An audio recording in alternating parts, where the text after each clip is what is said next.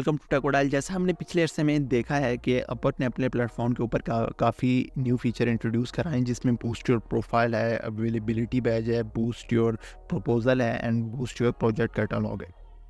ये जो फीचर्स थे, ये बीटा वर्जन इनके लॉन्च हुए थे, मगर अब ऐसा लग रहा है कि अपवर्क ने इनको फुली इंटीग्रेट कर दिया है अपने सिस्टम में। और रिसेंटली अपवर्क ने कुछ स्टैट जारी किए हैं और इनकी बेसिस पे ये लग रहा है कि वो फ्रीलांसर को इंकरेज कर रहे हैं कि ये जो फीचर है, ऑप्शन है, ये आप अपनी प्रोफाइल के ऊपर एक्टिवेट करें। तो यहाँ पे अपवर्क कह रहे हैं कि get started with the ads to win work. तो अपवर्क ये फ्रीलांसर को बता रहा है कि अगर आप अपनी प्रोफाइल के ऊपर ये ऐड लगाएंगे तो आपके जो हायर होने के चांसेस हैं वो ज़्यादा हो जाएंगे। यहाँ पे वो कह रहे हैं कि boosted proposal increase the chance of getting hired by up to 24%। तो ये कह रहे हैं कि वो फ्रीलांसर जो कि बूस्टेड प्रपोजल यूज़ करेंगे उनके चांसेस ज़्यादा हो जाएंगे 24%। और उसके बाद ये कह रहा है कि availability badge gets freelancer more job invitation by up to 50%।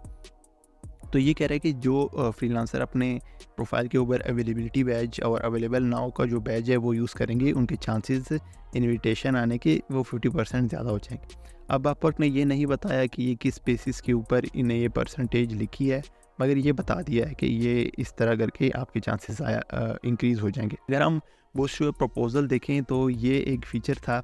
तो जनरली क्या होता था कि जब भी आप प्रपोजल क्लाइंट को भेजते थे, टाइम के हिसाब से सॉर्ट हो जाते थे। जब आपने अगर लेट भेजा हुआ है प्रपोजल तो आपका प्रपोजल सबसे बॉटम पे शो होता था। इसको हटा दिया था अपवर्क ने।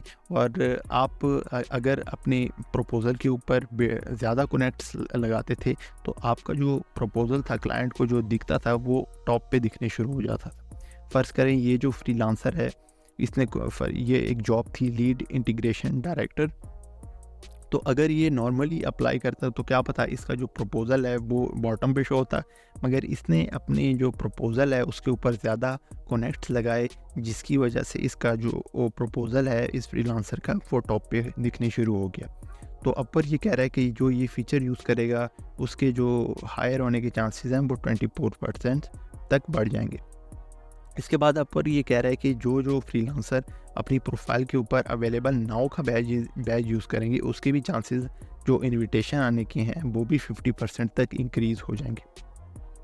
तो कहने का मकसद ये है कि अपवर्क फ्रीलांसर को इंकरेज कर रहा है कि ये फ़ीचर्स जो ऐड के फ़ीचर हैं वो अपनी प्रोफाइल के ऊपर ज़्यादा से ज़्यादा ये इम्प्लीमेंट करें।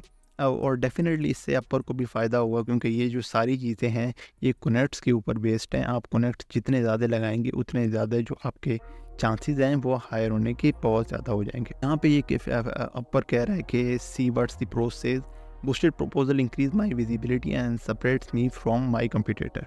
इन बाकी उसका तो मैं कुछ नहीं कह सकता, मगर ये जो अवेलेबिलिटी बैज है येस डेफिनेटली इससे बहुत ज़्यादा फ़ायदा होता है, क्योंकि मैं ये जो बैज हूँ काफ़ी अरसे से यूज़ कर रहा हूँ और इससे पर्सनली मुझे बहुत ज़्यादा फ़ायदा हुआ है और इससे इनविटेशन आते हैं।